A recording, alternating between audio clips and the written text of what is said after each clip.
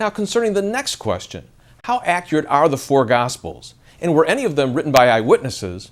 I'd like you to listen to a clip from our program with Dr. John Warwick Montgomery, a man who holds 2 PhDs and is a practicing trial attorney. The first gospel was written by Matthew Levi, a tax collector, who became an apostle, a disciple of Jesus, and who wrote on the basis of his own observation of what Jesus said and did. The fourth gospel was written by John, who was the youngest of the disciples and lived the longest. We have independent evidence that he died in the city of Ephesus around the year 95.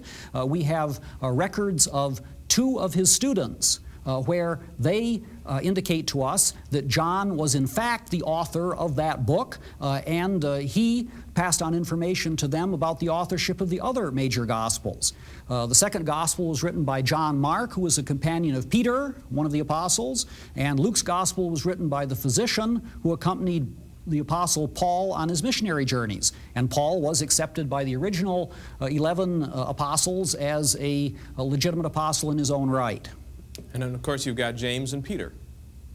Those as well. That's right. So you have 7 eyewitnesses that said they were either there or checked out other witnesses and gave us information, which is what we have in the New Testament. But then I can hear many of the folks that are listening in right now, they would be saying, but Dr. Montgomery, you know those were all the disciples of Jesus. Those were his friends. Didn't they pad the case? I mean, didn't they really kind of make it up and lift Jesus up? And we really don't have any skeptics in the group there. We just have good friends of Jesus. How do we know that they actually are telling us the truth about what Jesus actually did? That's one of the central questions, and it seems to me we need to face that directly. And there are 2 things we need to see about it. First of all, these people did not start out as believers. In fact, after Jesus' crucifixion, they were back at the old fishing nets. They quite obviously had not arrived at the belief reflected in the writings that they produced later. What changed their minds was the resurrection itself. We see this in the case of Thomas, who wouldn't believe unless he could touch the nail prints in Jesus' hands and thrust his hand into his side after the resurrection.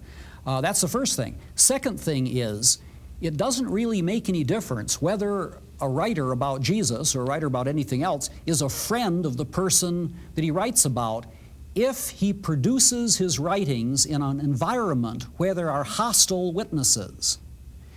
The fact is that the early apostles went out and presented what we have in the New Testament in a primarily Jewish audience, particularly in the synagogues. And the Jewish religious leaders had been the primary opponents of Jesus' message. Now, it is inconceivable that the disciples, friends of Jesus or not, could have gotten away with incorrect information about Jesus in the presence of hostile witnesses who had themselves had contact with Jesus' life and who had what we lawyers call means, motive, and opportunity to destroy that picture